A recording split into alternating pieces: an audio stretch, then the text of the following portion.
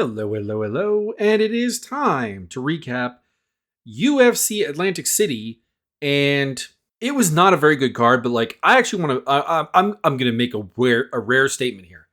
I in no way fault the UFC for it being weird, because in my preview I said I was taking away the Chris Weidman fight, which I found depressing because it's Chris Weidman at 39 years old fighting Bruno Silva, and me having to pick Bruno Silva, which ended up being wrong, but me having to pick Bruno Silva, and that's kind of depressing. Then that overshot. There was a cloud over the card. But aside from that, the card was fine. The main event was appropriate. The co-main event was appropriate. For the most part, the fights on the card made a fair amount of success, and I thought were going to be reasonably entertaining. And they just weren't. It happens. Sometimes it happens for good. Sometimes it happens for bad. And I'm not going to fault the matchmaker, the promoter, etc. for the card not really working out. Why did this card not work out? Well, because it was really, really weird. That's essentially it. Like, if you look top to bottom on this card for a moment, like, really look at this. In the co-main event, we had a bizarre moment where Vicente Luque just kind of stopped fighting. We had eye poke knockouts in the third fight from the top and the fourth fight from the top. We had a stoppage people aren't really happy about with in Kyle Nelson, Bill Algeo. I'm a little on the fence on it myself. We had a fight that on paper I thought should be pretty good. Chidi and Jaquani versus Reese McKee. It was like, if Chidi can make 170 without too much issue, this should be a pretty good fight. And it just wasn't. Reese McKee showed up and laid a complete stinker. That's, not the UFC's fault. That's Reese McKee's fault. Nate Landwehr, Jamal Emmers, that was fine. Verna Shandoroba, Lupita Godinez, that over-delivered, actually. Julio Arce versus Herbert Burns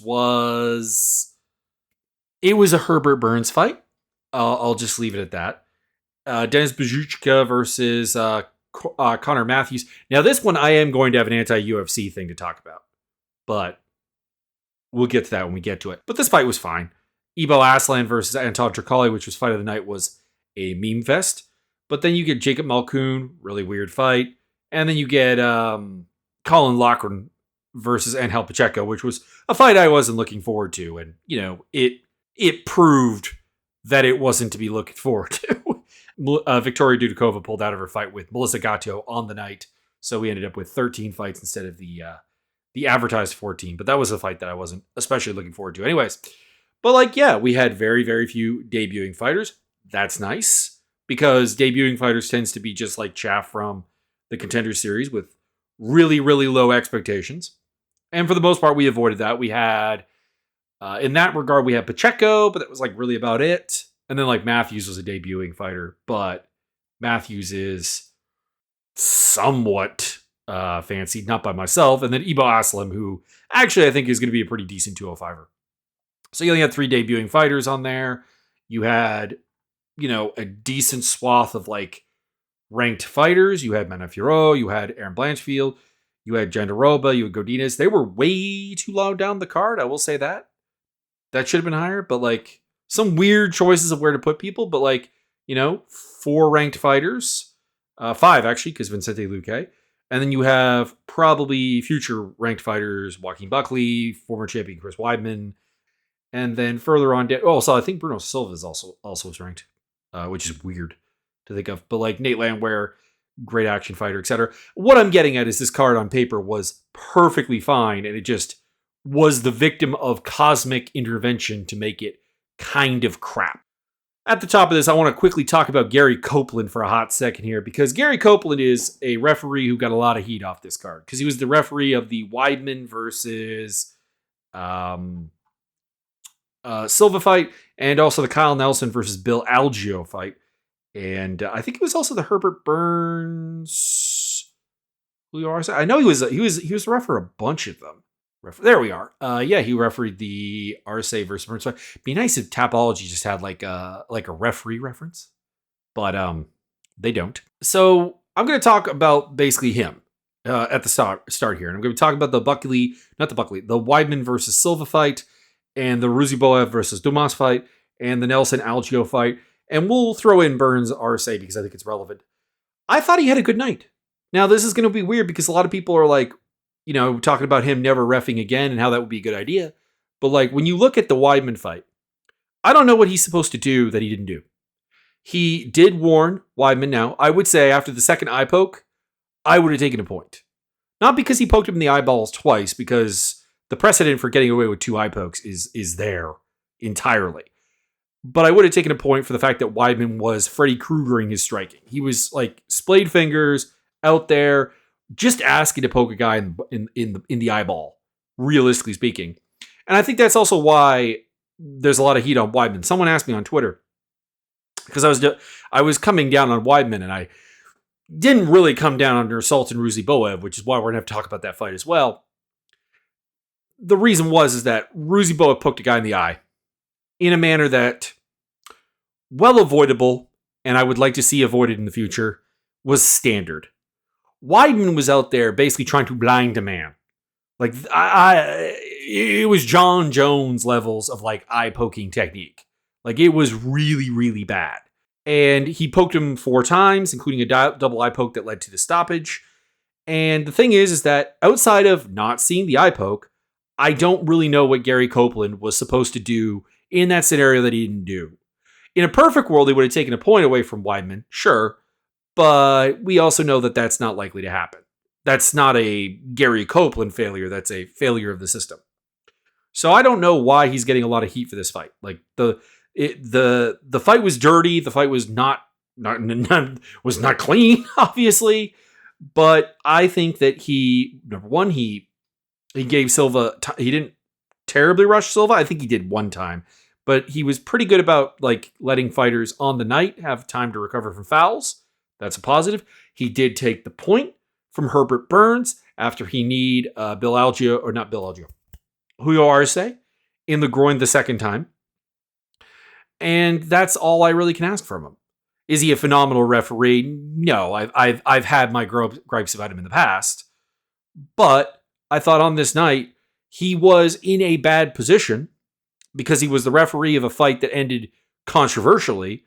But I don't think he could have done anything differently. I think Big John McCarthy broke it down on his podcast pretty well, where he basically defended what Copeland did. And again, if you want to talk about how this shouldn't be how we handle a situation where a fighter gets poked in the eyes twice after the other fighter has been warned, and that it shouldn't be a technical decision, and it shouldn't be Chris Weidman's victory, absolutely, I am down for that. I am here to discuss that. I am here for reform. But in terms of the rules as they exist, I think Gary Copeland did a fine job. Now, the differences I have between the Weidman and the Ruziboev stoppage is, number one, just the frequency of it. Like, Weidman poked him 4 times at least, and was warned twice before the finish came up. That is a very, very different backdrop to Ruziboev, who, to my recollection, was not warned. There was no pause. Was there a pause? Hang on. Consulting my notes here really quickly. I don't think that there was a pause in that fight.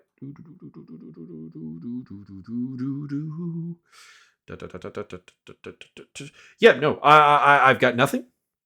I've got nothing there. I have that was the first foul, and I am, we're in a world where like having one foul in a fight is almost expected. So that makes it really, really different. There wasn't the warning. There wasn't the post-fight, which was, I think, the problem with Chris Weidman's post-fight was that he essentially blamed Bruno Silva for getting poked in the eye. What are we doing? What are we doing? I mean, Ruziboev did deny that he poked him in the eye, but like that's par for the course. That's not even bold. That's not a bold assertion, Cotton. Whereas like literally saying, I have a piece of advice for Bruno Silva here, and that is when you feel like you got poked in the eye, you don't go down. And it's like, sometimes that's not really an option there, Chris. As for how Weidman looked, he was fine. He was winning the fight up until that point. He had, I think, a significant lead in terms of strikes landed. UFC stats, could you please come to my rescue here? Yeah, they had 75-30 in significant strikes overall, 20-4 in the first round, 45-19 the second round, 10-7 in the third round. He also had a takedown in the first round that allowed 3 minutes top control, which is pretty dominant. Held Bruno Silva to just 4 significant strikes in that round. Borderline, you could possibly even under a perfect situation go like 10-8 there. I've always said this. I think a 10-8 should be like way more common. But at the end of the day, this is the ending impression he leaves, is this just foul-filled ending to the fight. And I might be alone on this, but I don't feel good about him going forward. Like, a lot of people are like, well, he's kind of back. And I'm like, no, he just fought Bruno Silva, who I think is a fundamentally broken fighter at this point, 1-5 in his last 6, 34 years old, himself getting old, himself getting slower, and he looked like he had no game plan with how to deal with Chris Weidman, like, at all. So I'm still on the please, Chris, retire. You got to win. You got to win in Atlantic City, which is like where your career started. Like, just end it now. Not saying unalive yourself. I'm saying retire on a kind of high note, but like he's going to keep going on. And for Bruno Silva, I think we're at the point where like he's welcoming Dana White's Contender Series fighters. Like I said, I think that this fight was as much about Bruno Silva no longer being a functional fighter as it was Chris Weidman, looking better. And not for nothing, not getting his legs kicked like at all. I think that also is a big help. And then for Ruziboev versus Dumas, Ruziboev embarrassed Dumas before the stoppage. Yeah, the eye poke might lead us to a rematch, but I prefer Ruziboev's idea where he called out Gerald Meerschaert. Why not? 2 absolute veterans of the game, something like 90 fights between them.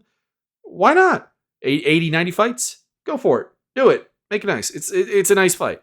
And then for Dumas, I have Duško Todorovic. I will say, people were like really sure Dumas was going to win this fight, and they felt really, really robbed when this happened. There was one guy in particular who had like one of those tout Twitter guys put up a reaction of him like punching a wall and punching his chair and stuff, and it was like, it's sad. I'm not going to be like, you know what, guys, I've never thrown a tantrum about anything in my life. There was a moment during my my semi-competitive gaming career where like I was so mad after a match that I had to go for a run.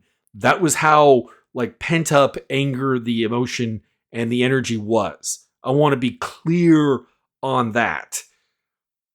But I would never have recorded it and posted it online with with any good implications. Like, it would have been like, this is me being incredibly stupid. And that would have been it. And so that was really an interesting side note. There were people who were like, what do you mean Ruziboev was tuning him up? He was. He outlanded him. UFC stats to the rescue, please. 12-1. There was no way that Dumas was getting into range, realistically speaking. He was befuddled by fighting a guy who could just engage him from further than he could engage him from and could match him up on physicality. It was like, that was the thing, is that like, these are both can crushers. I make no bones about it. But Ruziboev is a can crusher with like a longer engagement envelope and just more experience that has, even against really bad competition, has led to him developing some idea of what to do. Even if it isn't structured or fits together in any way, it's him just doing whatever works. And someone was really arguing with me, like, I mean, Dumas was on his way to coming back. Like, when has he ever come back? His first round is his best round in like every fight that you can think of. Go back and watch all his UFC fights. That is always the best then. He does not adapt. He does not create things that work later in fights that weren't working to begin with. And nothing was working against Ruziboev. He was getting tuned up.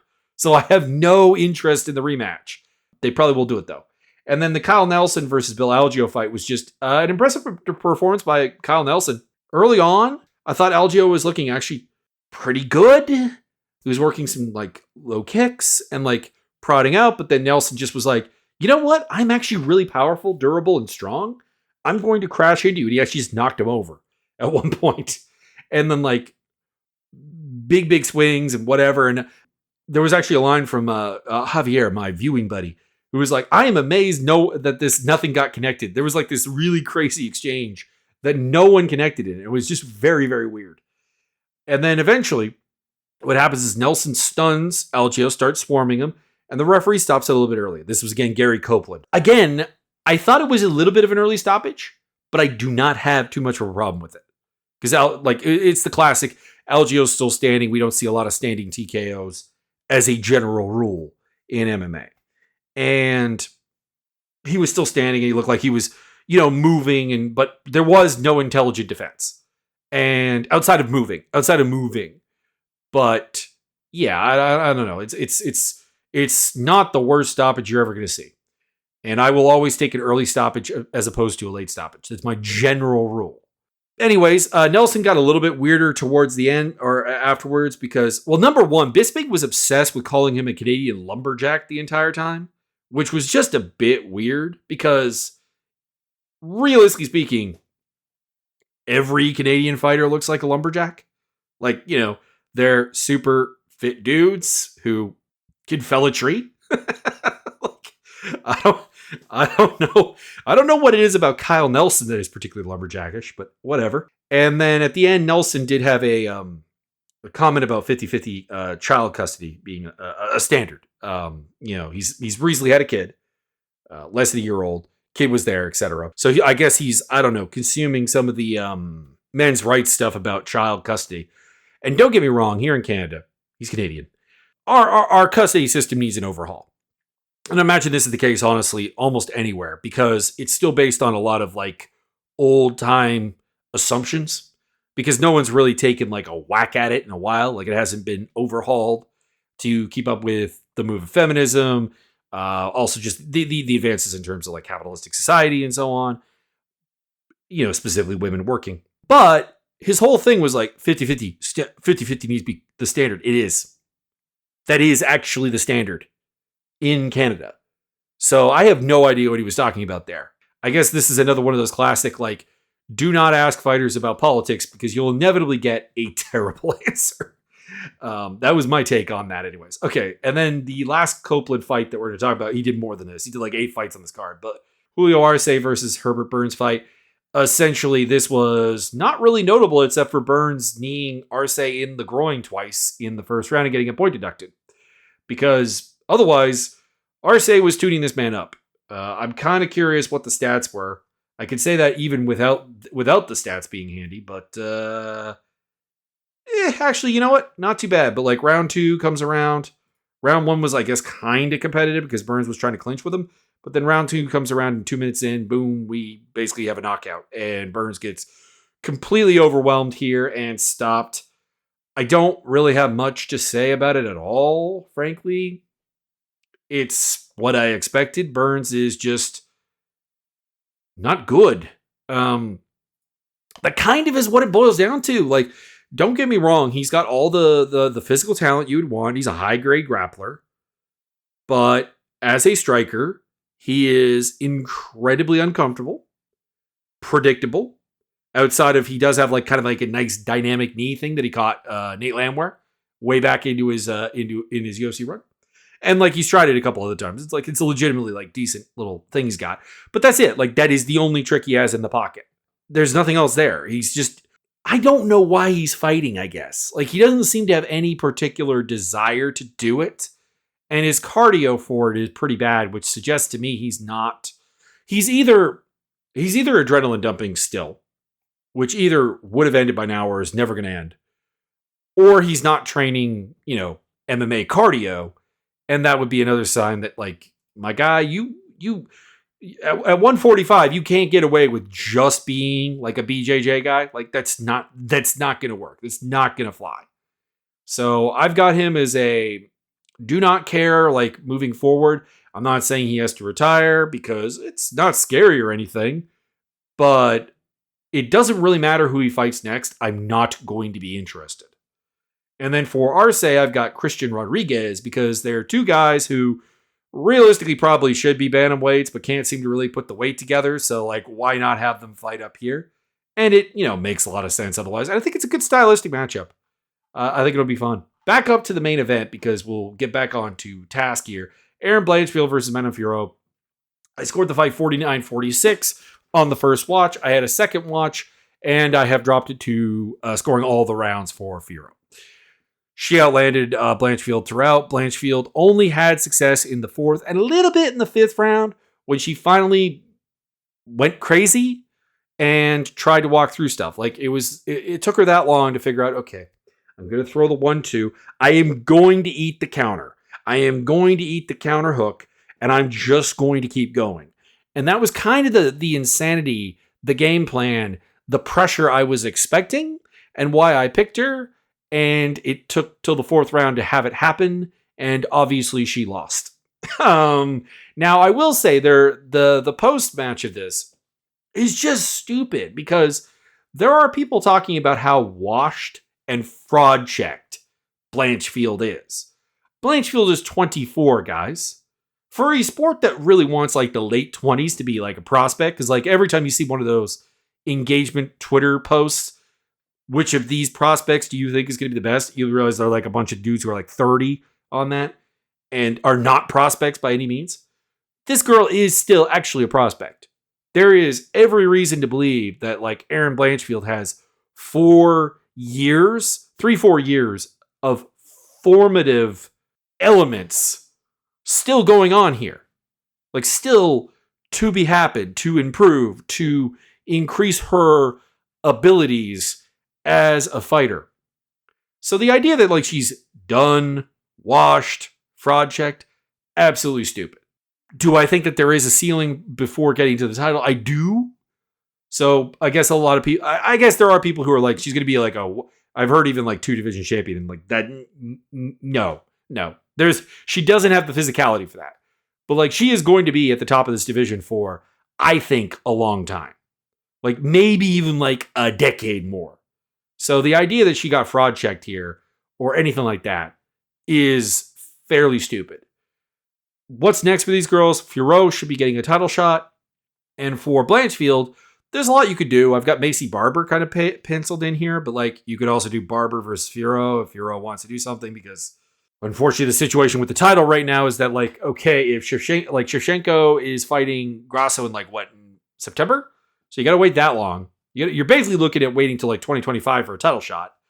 And if Shevchenko wins, they're probably going to do a fourth one of that fight. So I don't know. There might be demand for her to go before then, and that would be the fight for Barber. But I don't know. I like Blanchfield versus Barber, but we'll see. You could also do like Caitlin Seminara, you could do Natalia Silva, you could do, I guess the rematch with Tracy Cortez would also be on the table. Vicente Luque versus Joaquin Buckley was kind of sad. Round 1 was fine. It was like nip and tuck, tough one. I gave it to Buckley, and then in the second round we got this weird exchange where Luque changed levels. Looked like he was kind of maybe thinking about a takedown. Didn't get it. Fell to his back. Didn't even really pull guard. Like kind of pulled guard, but like didn't really pull guard. And then got pounded out. And it was lame. It was a lame ending. Not faulting Buckley. Not faulting the ref. I'm just saying is like we're at that point with Luque where I would like to see him plan for the future. There you go. He's in the Weidman boat. He's kind of between Weidman and Herbert Burns. Anyways, I don't have an opponent for him. Like perfect world, I'd have him retire.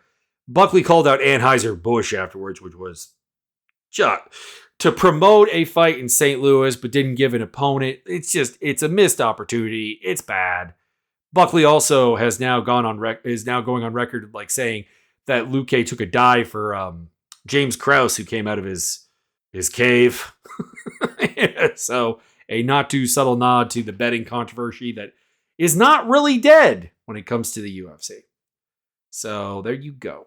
We did Bruno Silva. We did Ruziboev Dumas. We did Algio Nelson. Chidi Njokuani versus Reese McKee. I got very little to say outside of one judge actually scored this fight for McKee, and I don't understand. Judge Muna Querido scored the first and the second for McKee. I'm not super against the first round, if I'm being honest. Well, no, you know what? Looking at the numbers, I am. Looking at it live, though, I felt it was kind of close. But it was close. They're about 7 strikes apart. And I thought both guys landed some decent, like, quality shots. Like there was a moment there where I thought McKee did, in fact, have Chidi, respecting his power, so to speak. He was, doing work. But then he very clearly lost the second and the third round. And I have no idea why you wouldn't give him all 3 rounds if you gave him the second round. That's the other thing. Like, you got outstruck like 3-1 in the second and the third round. And kept going for like body lock takedowns that were not working. Did not work at all. 0 for 7 on takedowns. And it was weird. Like, McKee had success just boxing with Chidi. And we know Chidi's like, cutting a lot of weight, and like there are significant problems with cardio when it comes to that. And he stopped doing that. And he just kind of let Chidi just kind of lean into the fence. It was dumb. It was bad fight IQ. It was boring, and it didn't win. McKee, I think, is at this point the Dana White Contender Series welcome guy because he's just not athletic enough. He is a fairly technically talented fighter. He is a decent technician, like, in almost every regard. But like, at the end of the day, he just does not have the horsepower to really compete. So put him in there with the, like, those guys we bring off the Contender Series who have like undefeated records, and it's like, you're a good athlete, but do you have any depth? And like, I guess McKee is your guy to do that. McKee's only ever been built up by people who are trying to make Khamzat Chimaev's win over him really, really impressive. For Chidi, I actually really like the idea of a Johnny Parsons fight. That would be my pick. Did I say who Buckley should fight? I would go with I've got either Jeff Neal or Kevin Holland. So I think I forgot that. If I didn't, you got it here twice. So we move on to Nate Landwehr versus Jamal Emmers. And I was actually really, really, really, really regretting my pick as soon as I saw Emmers come out and try and sprint at him. Now, a lot of people have been like, sprinting at Landwehr is actually a good idea. By sprinting, I mean going for the kill. Hitting him really, really hard and bringing the fight to him. I don't think it is. Because Landwehr keeps trying to be this like really technical fighter. And it has to be beaten out of him. And Emmers beat it out of him. that was the problem. And Landwehr was like, you know what? We in a brawl now, boy. He starts landing. He stuns Emmers with shots. He ends up with some good dirty boxing insanity. He's finding a great home for the uppercut. And, he still doesn't really move his head, and he's eating stuff back. But like, you don't brawl with Nate Landwehr. You don't get into that fight with him. And Emmers did and got knocked out. And I thought Landwehr's on the mic was like kind of weak just because we've seen it. Like, it's the same thing. It's clocks down, stand up, Atlantic City, stand up. And, talking about how he got my ass whooped and I came back and I beat him. And, it was really cool when he fought David Onama. I've been kind of underwhelmed with it since. I need new material. But anyways, he also called out Kyle Nelson called him out. So I am fine with Landwehr versus Nelson. That is fine. Emmers, I've got Danny Silva. I think also I didn't say for Algio and Nelson who I wanted to see them fight next. And the answer is for Nelson, Nate Landwehr. And the answer is for Algio, Billy Quarantillo. That will be my predicted fight or my hope for fight for them until it happens. Verna Shandahoba versus Lupita Godinez. Very, very good in performance by Lupita Godinez. Or not by Lupita. By Verna Jandaroba here. She surprised me. This was my like, I was wrong fight. Because in some cases, like Emmers versus Landwehr, for example, I don't necessarily think I was wrong. I think if Emmers had approached the fight in a manner to beat Landwehr, he probably could have won. Make it a marathon, not a sprint. I think he could have won. Lupi went out there and more or less did what I thought she would do and just got beat. She had a hard time dealing with the reach advantage that Verna Jandaroba has, which is 3 inches. And when it got to the ground, And that was the thing, is that Jandiroba was able to sweep her from bottom, was able to get on top. Now, Loopy did have a good moment where she caught a leg lock in the second round. She's kind of working an ankle lock type of deal thing. Nothing close, don't get me wrong, but it was very impressive that she even got to that point in a leg entanglement with Jandiroba. Like that is pretty impressive. But aside from that, she got outworked. She got her back taken a couple times. She got controlled fairly effectively on the ground. I wonder what was the official control time in this fight for Verna Jandiroba. 6.5 minutes. Yeah. 6.5 minutes, about 2 minutes in the first round, 2.5 in the second round, about 2 minutes in the third round. Not great takedown numbers, obviously 2 for 9, but like was able to force grappling exchanges with Godinez frequently. Like she had 2 minutes and 30 seconds of top control time in a round she did not get a takedown in. That's something to consider.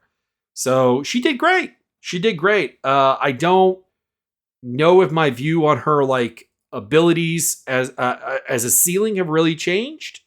I still do kind of think that her takedown game can be shut down, and she is a bad striker. She is a confident striker. She is a comfortable striker, but she is terrible. So that is still, I think, a problem going forward. I've got her against Amanda Lemos next. Godinez, I've got 2 options I would like to see. One is Yasmin Hauergui. I think that could be a really, really fun fight. And they've got Tisha Torres booked against Tabitha Ricci. Now, I think Torres is going to win that fight. And if she does, Luby Godinez. Boom. There you go. We went through Arce and Burns already. Connor Matthews and Denis Buzukja went more or less what I expected it to be. Like, Matthews was fine when Buzukja wasn't, like, resisting him. And once it was, it's like Connor Matthews is really, really used to bullying people, and his defensive instincts are very, very bad. So eventually we get to the third round. Buzukja drops Matthews, pounds him out, gets the W. There's not much else to say. Like, it was a perfectly fine fight, perfectly enjoyable, but it was exactly what I kind of said would happen when it comes to Connor Matthews. He's just kind of outgunned and has terrible defensive reactions. Buzukja got Jarno Arons next, because they're both kind of guys coming off these wins that are like, okay, but do you belong in the UFC? And that feels like perfect matchmaking. Matthews, I don't really know. He's just not on this level. He's 31 years old. I don't think anything will be fixed here long term. Interesting note here. This will be the one like anti-UFC thing I have. Apparently, and we've only got Buzukja's word on this, but apparently Buzukja was going to bring out the Albanian flag. And we know the UFC's been like, well, screw you guys' feelings. We're going to bring back flags. Apparently they told him he couldn't bring it out because it was gold trimmed. I don't understand why that would be a thing at all. But and while like Albania is hardly the most uncontroversial country in the world, I'm not even really aware of what the problem would be. Because I mean, I guess they're involved in the whole Kosovo independence thing. But that's about it. Like that would be like if he wanted to bring out a Kosovar flag. But he wanted to bring out the Albanian flag. I don't get it. I don't get it. Whatever. Either allow the flags or don't allow the flags. Like I do not care either way. I honestly don't. But if you're going to allow flags, allow the flags. Ibo Aslan versus Anton Turkalj was a hilarious fight of I don't even know how to describe it. I honestly don't. Just enjoy that. Go back and enjoy that fight. That was fight of the night. It was terrible. It was bad. Aslan has no idea how to control a fight. Turkalj has no idea how to win a fight.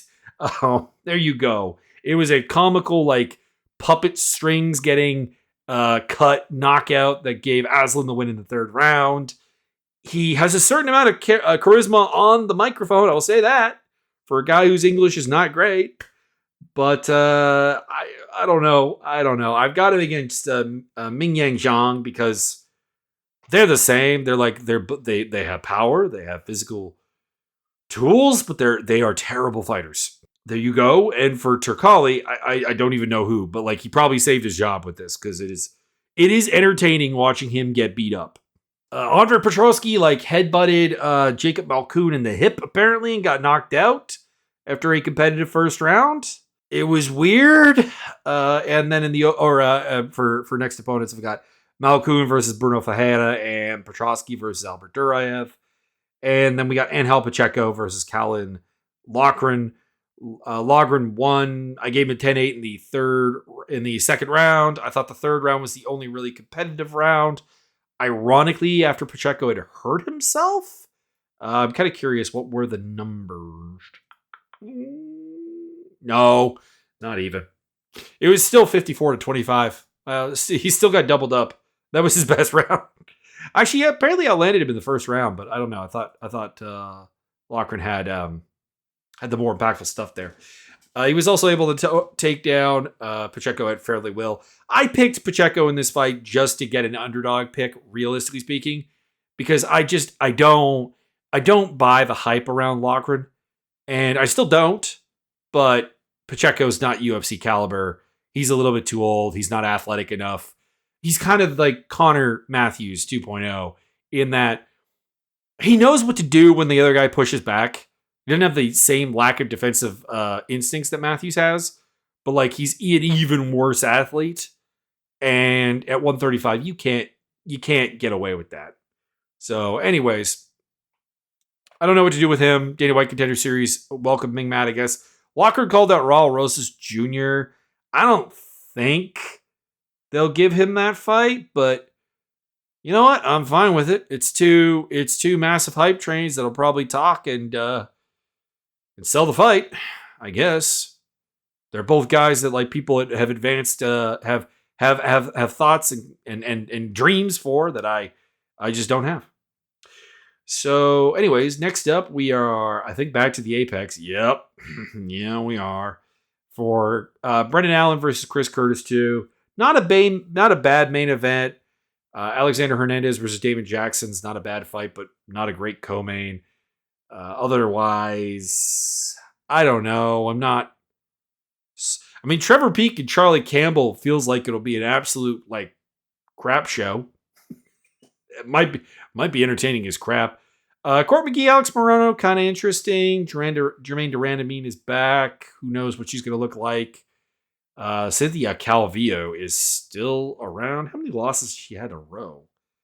She has had 5 losses in a row. I understand that losing to Caitlin Sermonara, Jessica Andrade, KGB Lee, Nina Nunes, and Lupita Godinez is not that bad. It's not that problematic.